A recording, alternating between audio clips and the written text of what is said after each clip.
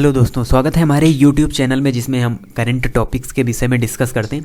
और आज के हमारे टॉपिक्स हैं वन प्लैनेट समिट और वर्ल्ड्स ओल्डेस्ट केव पेंटिंग। तो रिसेंटली अभी वन प्लैनेट समिट ऑर्गेनाइज की गई है, तो उसके बारे में हम लोग डिटेल से स्टडी करेंगे आज की क्लास में। और हम वर्ल्ड्स ओल्डेस्ट केव पेंटिंग जो डिस्कवर की गई है इंडोनेशिया में, उसके बारे में भी डिटेल से डिस्कशन करेंगे। तो चलिए स्टार्ट करते हैं। तो इसमें जो सबसे पहले हमारा टॉपिक है वो है वन प्लैनेट समिट। सबसे पहले थोड़ा सा इसका इतिहास जान लेते हैं, थोड़ा सा इसका बैकग्राउंड जान लेते हैं कि आखिरकार वन प्लैनेट समिट है क्या। तो जो वन प्लैनेट समिट है इसको लॉन्च किया गया था, इट वाज लॉन्च्ड बाय यानी कि फ्रांस के द्वारा और वर्ल्ड बैंक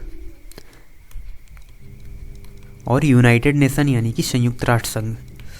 तो इन तीनों के द्वारा मिलकर इसे लॉन्च किया गया था, वन प्लैनेट समिट को लॉन्च किया गया था। और क्यों लॉन्च किया गया था? क्योंकि हर एक समिट का कोई ना कोई पर्पज होता है, तो किसी न किसी पर्पज से ही कोई समिट की जाती है। तो इस जो वन प्लैनेट समिट है इसका जो पर्पज था वो ये था, या ये कह सकते हैं कि इसका जो पर्पज है वो है conservation of biodiversity and ecosystem, यानी जो जैव विविधता है और जो इकोसिस्टम है उसको प्रिजर्व करना, कंजर्व करना ही इस समिट का पर्पज है। और वैसे भी ये जो क्लाइमेट चेंज है या अन्य जो पर्यावरण से रिलेटेड, वायुमंडल से रिलेटेड जो भी समस्याएं हैं वो सभी के लिए खतरा हो सकती हैं, यानी ऑल वर्ल्ड के लिए वो खतरा हो सकती है, ना कि किसी एक पर्टिकुलर कंट्री के लिए। इसीलिए इस समिट में सभी देशों द्वारा प्रयास किए जाते हैं कंजर्वेशन के लिए, बायोडाइवर्सिटी कंजर्वेशन के लिए और इकोसिस्टम के कंजर्वेशन के लिए। तो इसीलिए इस वन प्लैनेट समिट का आयोजन शुरू हुआ 2017 से, यानी 2017 से इसकी शुरुआत हुई वन प्लैनेट समिट की, जिसे लॉन्च किया गया किसके द्वारा? फ्रांस, वर्ल्ड बैंक और यूनाइटेड नेशंस के द्वारा इसे लॉन्च किया गया। और ये 2017 से हो रही है, यानी कि जो फर्स्ट थी उसका आयोजन किया गया कहाँ? पेरिस में। और जो सेकेंड समिट थी उसका आयोजन हुआ कहाँ? न्यूयॉर्क में। और जो थर्ड वाली थी उसका आयोजन हुआ केन्या की राजधानी नैरोबी में। तो 3 का आयोजन हो चुका और फोर्थ का होना था 2020 में, बट ये नहीं हुआ क्योंकि आप सभी को पता है कोविड-19 पैंडेमिक के कारण इसको पोस्टपोन किया गया। तो यही वाली यानी जो 2020 वाली समिट होनी थी, इसी का आयोजन अब रिसेंटली किया गया है 11 जनवरी को। कहाँ? फ्रांस में। फ्रांस में इसका आयोजन किया गया है, जो कि फोर्थ समिट है इस वन प्लैनेट समिट की। तो इसे 2021 यानी कि 11 जनवरी 2021 को इसका आयोजन किया गया है। तो ये इसका कुछ बैकग्राउंड था। अब हम देखते हैं जो हमारी इससे रिलेटेड करंट न्यूज़ है, यानी कि जो 2021 वाली वन प्लैनेट समिट है इसके बारे में। तो वन प्लैनेट समिट 2021 के बारे में देखते हैं। तो इसमें क्या हुआ कि इसको फ्रांस में ऑर्गेनाइज किया गया, फ्रांस में इसको ऑर्गेनाइज किया गया। और जैसा कि हमको पता है कि इस समिट में बायोडाइवर्सिटी से रिलेटेड और इकोसिस्टम से रिलेटेड, उसके कंजर्वेशन से रिलेटेड ही जो समस्याएं हैं उनके बारे में डिस्कस किया जाता है। तो इस वाली समिट में डिस्कस जो किया गया वो ये कि हमको प्रोटेक्ट करना है जो मैराइन इकोसिस्टम है, यानी जो समुद्री यानी जो जलीय इकोसिस्टम है उसको हमको ध्यान देना है, यानी उसके कंजर्वेशन के लिए जो उपाय हैं वो हमको करने होंगे।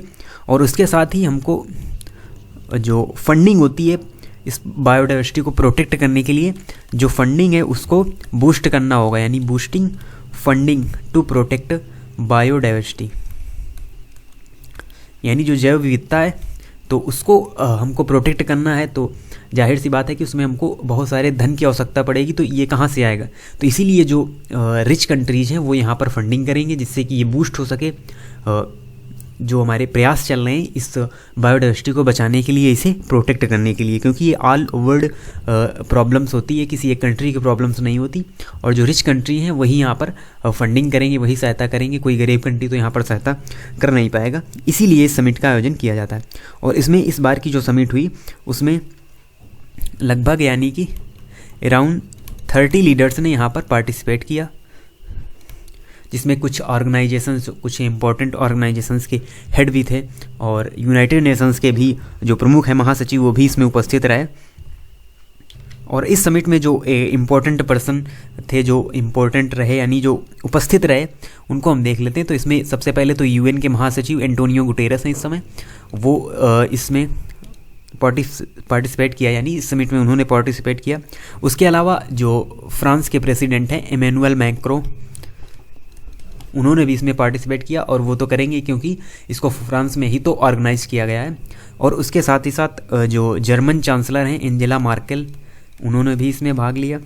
और उसके साथ ही साथ जो ब्रिटेन के जो पीएम हैं बोरिस जॉनसन, वो भी इसमें उपस्थित रहे। और उसके साथ ही जो कनाडा के पीएम हैं जस्टिन ट्रूडो, वो भी इस समिट में उपस्थित रहे। और यहाँ पर इंडिया, ब्राज़ील और रसिया की तरफ से किसी ने भी पार्टिसिपेट नहीं किया है इस समिट में, यानी इंडिया, ब्राज़ील और रसिया से किसी ने पार्टिसिपेट नहीं किया, एब्सेंट रहे इस समिट में। और लगभग 30 लीडर्स थे इसमें, जिसमें कुछ ऑर्गेनाइजेशंस के हेड भी थे। उसके साथ ही यूएन के महासचिव गुटेरस, फ्रांस के प्रेसिडेंट मैक्रों और German chancellor Angela Merkel, PM यानी कि ब्रिटेन के पीएम बोरिस जॉनसन और कनाडा के पीएम जस्टिन ट्रूडो, ये प्रमुख थे। उसके साथ ही और कई लोगों ने यहाँ पर भाग लिया। तो ये ऑल ओवर टॉपिक था वन प्लैनेट समिट, तो आप जान गए होंगे। इसके साथ ही साथ अभी रिसेंटली हम लोगों ने डिस्कस किया था एक और समिट के बारे में, जो थी COP26, जिसके बारे में डिटेल से वीडियो है, वो आप देख सकते हैं हमारी प्लेलिस्ट में जाके। तो ये भी रिलेटेड था किससे, कंजर्वेशन ऑफ बायोडाइवर्सिटी के कंजर्वेशन के लिए और क्लाइमेट चेंज यानी कार्बन इमिशन को जीरो करने के लिए इसमें प्रयास होगा, जो कि ऑर्गेनाइज किया जाएगा। कहाँ पर, यूके में ऑर्गेनाइज किया जाएगा, वो भी नवंबर 2021 में इसको आयोजन किया जाएगा, जिसकी प्रेसिडेंसी इस बार मिली है ब्रिटेन को। तो उसके बारे में रिसेंटली हमने डिस्कस किया था। उसके साथ ये एक और समिट आया, तो इसको भी आपको याद रखना है। अब देखते हैं आज के दूसरे टॉपिक के विषय में अपनी, जो कि है वर्ल्ड्स ओल्डेस्ट केव पेंटिंग। तो अभी पुरातत्वविदों ने एक डिस्कवर की है, एक पेंटिंग को डिस्कवर किया है। और कहाँ में, तो ये है इंडोनेशिया में बहुत सारे आइलैंड्स हैं वहाँ पर इंडोनेशिया में। तो उसी में एक आइलैंड है जिसका नाम है सुलावेशी द्वीप, यानी साउथ सुलावेशी आइलैंड है यहाँ पर, जिसमें बहुत सारी रॉक्स पाई जाती हैं। तो उन्हीं में एक गुफा है जिसका नाम है लियांग। तो लियांग केव में अभी एक पेंटिंग डिस्कवर की है वहाँ के जो पुरातत्वविद हैं उन्होंने, जो कि ये आप देख सकते हैं, यही पेंटिंग्स वहाँ पर डिस्कवर की गई है। तो ऐसा अनुमान लगाया गया है कि ये जो पेंटिंग है ये 45,500 ईयर पुरानी है, यानी इतनी पुरानी ये पेंटिंग यहाँ पर मिली है, जो कि है एक वाइल्ड पिक्की ये एक पेंटिंग्स है जो वहाँ पर मिली है, जिसको बताया जा रहा है कि ये 45,500 ईयर पुरानी ये पेंटिंग्स है, जो कि मिली है इंडोनेशिया के साउथ सुलावेशी द्वीप पर। और यहाँ पर और जो रॉक्स हैं उन पर भी पेंटिंग्स खोजी गई थी, पहले भी यहाँ से खबरें आती रही हैं। तो ये रिसेंटली अभी खोजी गई है, जो कि वाइल्ड पिक की एक पेंटिंग्स है। और ये ड्राई सीजन में ही, यानी जो ये खोज है ये ड्राई सीजन में ही एक्सेसिबल हो पाती हैं, क्योंकि वेट सीजन में क्या होता है, यहाँ पर ये जो एरिया है, ये रॉक्स वाला एरिया, ये पूरी तरीके से फ्लडेड हो जाता है बाढ़ से, इन गुफाओं में पानी भर जाता है, तो फिर यहाँ पर खोज नहीं की जा सकती। इसीलिए इस टाइम पर ही यहाँ पर जो गुफाएं हैं वो खोजी गई हैं, यहाँ पर जो पेंटिंग्स हैं वो खोजी गई हैं। और ये जो पेंटिंग है इसमें डार्क रेड ओकर पिगमेंट का उपयोग किया गया, यानी लाल गेरुए रंग से इस पेंटिंग को रंगा गया है। और इसके देखिए ये इस प्रकार से ये जो सींगें हैं ये भी मिली हैं। तो ऐसा माना जाता है ये मेल पिक की यहाँ पर पेंटिंग्स है, जो कि आइस एज का इसे माना जा रहा है। तो इसे कैसा खोजा जाता है, तो एक यूरेनियम सीरीज डेटिंग होती है। आपने कार्बन डेटिंग के विषय में पहले भी सुन रखा होगा कि कार्बन डेटिंग से जो पेड़ों की उम्र है या जिसमें कार्बन अमाउंट्स पाया जाता है, उन चीज़ों की जो उम्र का पता लगाया जाता है, पेड़ों आदि की जो उम्र का पता लगाया जाता है, वो कार्बन डेटिंग से ही लगाया जाता है। लेकिन एक यहाँ पर नया टर्म्स हमको देखने को मिला है, जो कि है यूरेनियम सीरीज डेटिंग। तो ये क्या है यूरेनियम सीरीज डेटिंग, तो it is technique to determine the age of calcium carbonate materials, यानी कि जो कैल्शियम कार्बोनेट मटेरियल से जो रिलेटेड चीज़ें होती हैं उनकी जब उम्र का हमको पता लगाना होता है, तो फिर हम करते हैं यूरेनियम सीरीज डेटिंग, यानी उसे ही कहा जाता है uranium series dating. Calcium carbonate materials की उम्र का पता लगाने के लिए। तो ये एक टेक्निक होती है डिटरमाइन करने के लिए एज किसकी, कैल्शियम कार्बोनेट मटेरियल्स की।